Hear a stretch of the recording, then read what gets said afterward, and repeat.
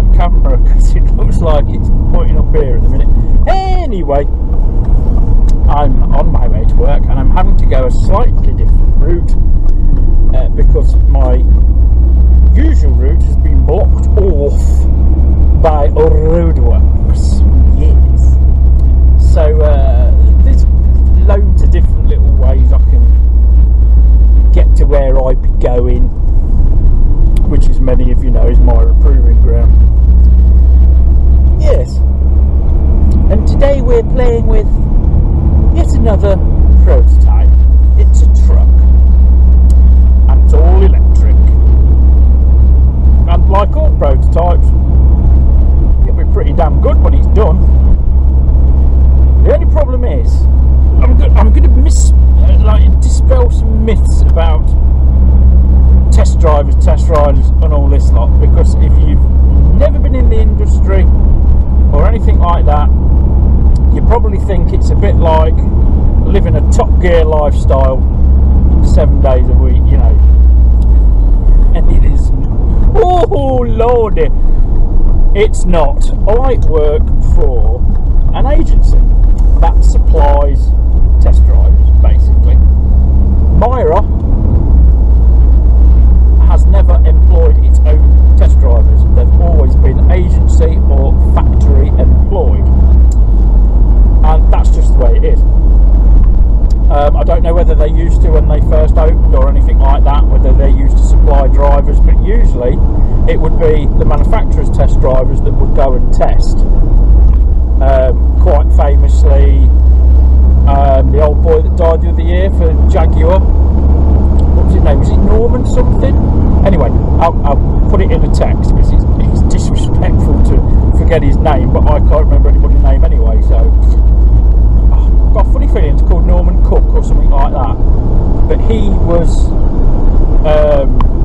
you know, I knew he did the E-Type, the C-Type, Jag, and test drivers back then, factory test drivers, were quite often racers as well, and you know, they were held in very high esteem. Generally, test drivers amongst engineers, developers and stuff like that, a pond scum. We are the lowest of the low, and it's like, it's frustrating sometimes because you gain an awful lot of knowledge doing the job, and it really does help with your driving, because we operate, one of my friends who is no longer a test driver but is a race instructor, he always used to say that health and safety want everybody to operate in this tiny box here, and it's all good and it's all as safe as we can make it and all this lot. The trouble is, test driving by necessity is somewhere up there, because it has to be. Quite often, a lot of the vehicles that we test, prototype vehicles, especially this time of year, coming into winter, don't have operating HVAC systems or anything like that, because it's not what they're testing. They're probably only interested in the powertrain or the chassis build, how durable it is, because we do durability testing, that's what we're specialists in, and we do powertrain and all this lot, which is basically your engine, gearbox and running gear. Nothing else matters. If the dashboard falls out or the roof falls off or whatever, doesn't matter, it's not part of that test. If it was structural durability, then yes, it would be.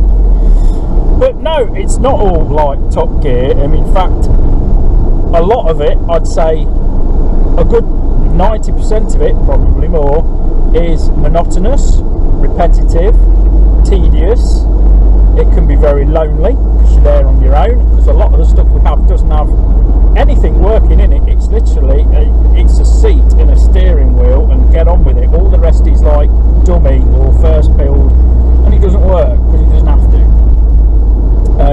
It's like the biggest complaint at work: has it got an heater? Has it got a radio?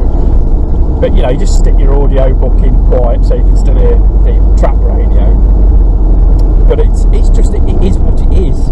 I mean, this time of year, coming up to winter, it's very, very common to have a lot of motorbike work, because they're developing models for spring and summer release.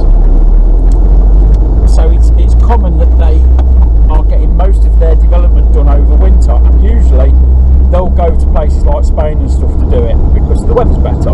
And it's normally the factory boys that will do that, the glory boys as I call them. And yeah, us trogs, we're left to do all the cold shit and the horrible shit. You don't find factory riders doing pave testing or anything like that. The pave, if you don't know what it is got a Tesla but it can't afford fucking indicators. Just a rant. It's basically, it's the roughest cobbled road you can think of. It's called Belgian cobble, and you will still see roads like it in Belgium, in France. There's a particularly well-known bit in Rome, and it is part of the original Roman road, and it's all cobble, and it's very, very rough. And believe it or not, you get potholes and sinkage and stuff like that in cobble, and that's what just waving to another rover, that's what it's designed to do. And it's designed to break chassis and suspension and all that lot. And we have other surfaces which are like concrete corrugations, and they'll break anything and everything. And we do all this on motor, anything. I mean, me and my friend, quite years ago when I first started, did a lawnmower, a ride-on lawnmower in the winter. It was snowing, and Track Control said it was the only vehicle they allowed out because it only did like 4 miles an hour. It was hydraulic 4-wheel drive, and we were doing pave testing on that with curb strikes and all this lot. You know, I was in my full motorcycle gear, you know, bit of music in the headphones, and you zone out. You absolutely zone out, and you make of it what you will. If anybody else out there works on their own, and whether that be a truck driver or you work in a shed or, you know, anything like that, you'll know what I'm on about. You find your own little happy place to go to, and you just zone out. Quite often I'll put an audio book in, but that's the meat and potatoes of our job, is doing all the really rough, horrible crap to make sure the vehicle doesn't break in production. That's what we're there for. And we do quality assurance as well, which you will get the first run of a production car, and then you nitpick it. But you have to have a completely open mind to do that, because you need a different opinion on, depending on what type of car it is. If it's like a tiny little city car, you've got to put yourself in the position of, say, you're buying it for your daughter or something like that. So is it up to the job? Are there any squeaks, rattles? This is why, if I find a squeak and a rattle in the Rover or the Merc or any other car I'm in, it drives me mad. Absolutely drives me mad. I have to find it and potentially fix it. But that's all part and parcel of it. When you go and buy a car, you don't appreciate it, the literal millions and millions of hours it's gone in to develop that vehicle. And it is millions of man hours spread across the workforce. I mean, we're an extremely small cog, but important, because a computer will only tell you so much.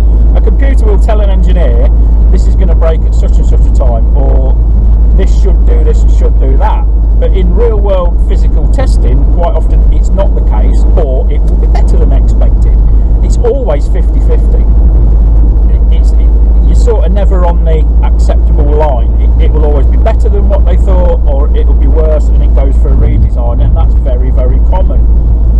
And this is why a lot of people who come to drive as a test driver get really irate about the amount of stand down time that you can have.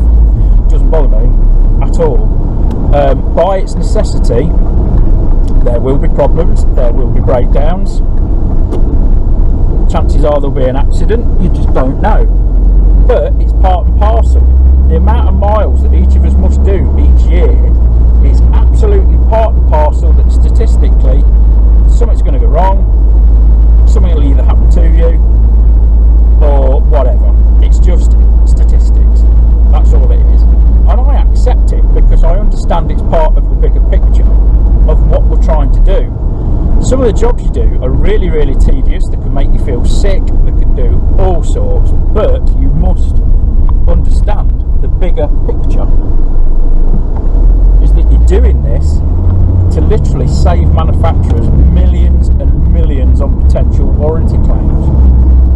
And that's what a lot of it boils down to. I mean, if you'd seen, this is why I have a lot of jaded opinions on so-called luxury cars and stuff like this, because we see them at the worst.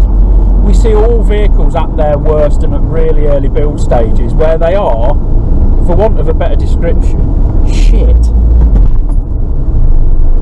You weren't slowing down, were you? Mr. Audi A7 entering a roundabout at 6 million miles an hour.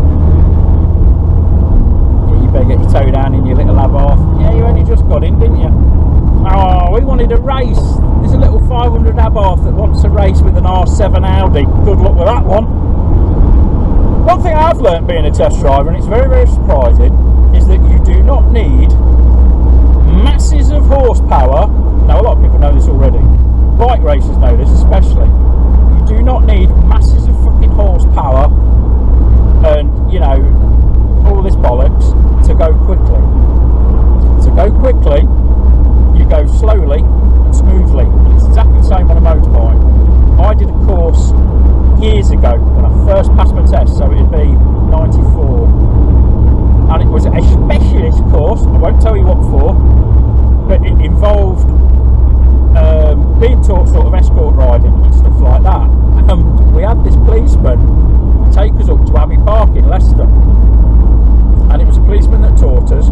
We all had then new Pan-Europeans with ABS, which was just so rare in the bike world then. It was still like a black art, wasn't trusted at all. And the copper had a GS BM, and they used to have like big ABS modules on the side, if you can remember them. They were like a bare frame and they had like a big ABS module.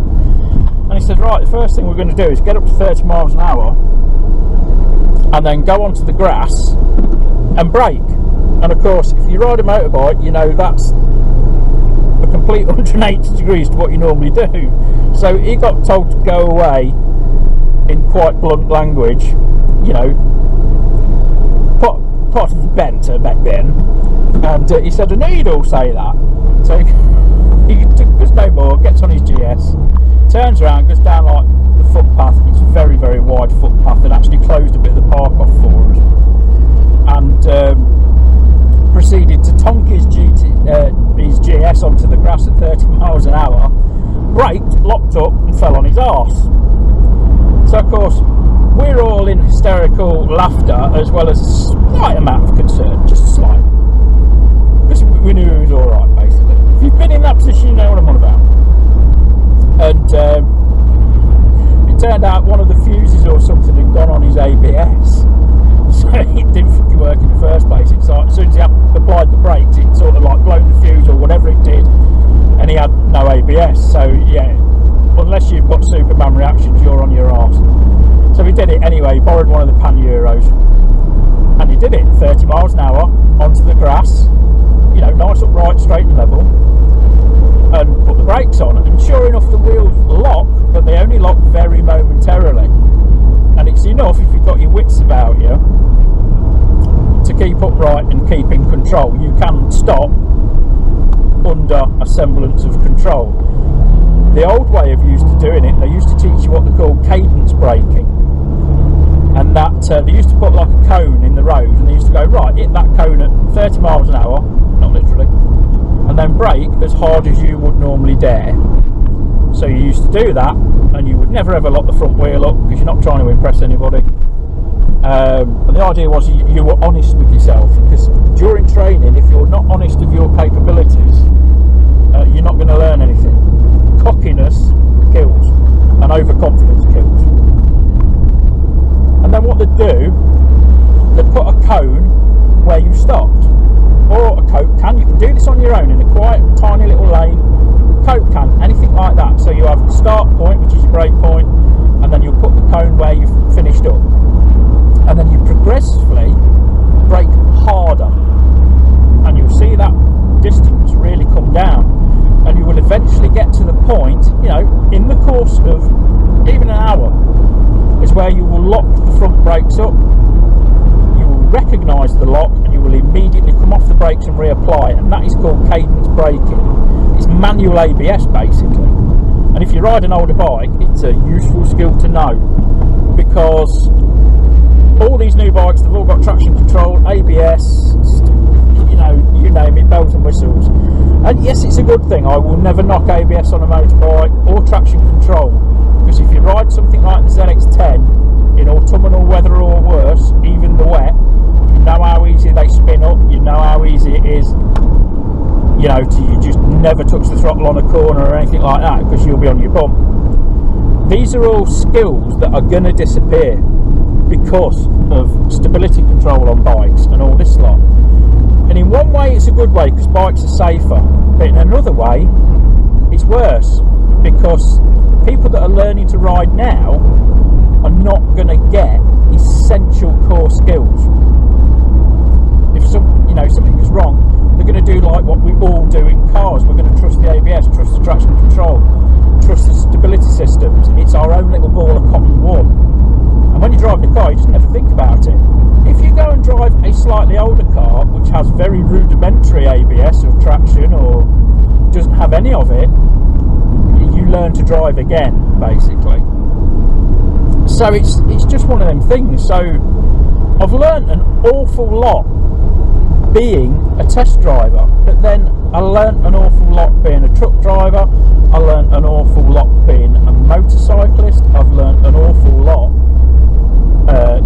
van driving, because if you've never driven a van regularly, they feel huge compared to a car. You know, they feel wide and long and all this lot, and Christ, when you first start driving trucks, all that goes out the window. But it does you good if you can ever do a course where you can, drive a truck or drive whatever you fancy driving. Do it, because your perception will change. You'll become a better driver or rider. A lot of the people that I've worked for have nearly always employed motorcyclists or bikers, because they read the road better, they read road conditions better usually. And I had a stint delivering roof tiles, and it was one of the most enjoyable jobs I had. And obviously you've got to keep out the gutter with that, you've got to protect the product, and it's so that taught me a different way of driving, was to preserve a cargo. Of course, it's all applicable if you ever go for your bus licence or anything. I mean, bus licences used to be notoriously hard to pass. You used to have your examiner standing up in the bus, literally just standing, freestyling, and if he had to grab the grab handle at any time during your test, you basically failed, because you shouldn't be doing it as a professional busage driver. So I'm just waiting in traffic now. I'm actually nearly at work. That was quite a pleasant way to work, actually. This bit's quite common. This bit, if you can recognise it from what you can see, is the road that the Triumph factory's on, basically. I forget the name of it. It's called something or other bypass. It's probably called Hinkley bypass, Jim. Have you ever thought about that? No, I haven't, because I don't think about these things. So yeah, there's a lot of myths about test riding and stuff like this. Yeah, the factory boys get all the good jobs, and it's the same with cars. Factory boys get all the good jobs, agency boys get all the shit. But do you know what? It's still a fantastic job. It's still the easiest thing I will ever do in my life, other than falling off a log or retiring. And we have shit days like everybody else, but our shit days are not like being stuck on the M6 for 4 hours or anything like that. It's our shit day is the car's playing up or something like that, because that aggravates you, because you can't get on. Oh, you dickhead, you've just come straight through a red light in your fucking taxi, you bell end. Fucking taxi drivers. I'll tell you what, we've had a few taxi drivers come for jobs at work. We have a lot of so-called professionals turn up at work, especially with bikes. And it's, oh yeah, I can do this, I can do that, and I can do this, and I can do that, and they turn out that they're not all that fucking professional. There are exceptions to the rule, of course. I've met terrible truck drivers, I've met terrible bike riders who used to be couriers and they can really handle a bike. But a lot of people can't put up with the monotony or the roughness of testing. You just slip in there, Mrs. Evoke. bleached blonde hair, bleached blonde hair and your sunglasses, and you're not going to thank me for letting you in, are you? No, because you're off to suck off the milkman before your husband finishes work, and you're unpaid for revoke. So I'll get really bitchy, which is, default, to be fair. So it is what it is. This bit's always sticky. This is called the Long Shoot, and the hotel shortly on my left was the inspiration for the style of the Crossroads Motel, if you are of a certain age. Fuck me, that was terrible. Crossroads, it really was. It was awful, but everybody watched it. Victoria Ward, the late great Victoria Ward and Julie Walters used to do a sort of a piss tape based on Crossroads, and it's called Acorn Antiques. I urge you, there's a slip road there, you stupid bitch, he said. I urge you to look on YouTube for Acorn Antiques Victoria Ward, and it's tragic. It's purposely filmed very badly. And the acting is very stilted in it purposely, because that's how Crossroads were. One of the main characters in Crossroads, I think it was called Benny, and he was played by a lovely actor, and his name was Paul something.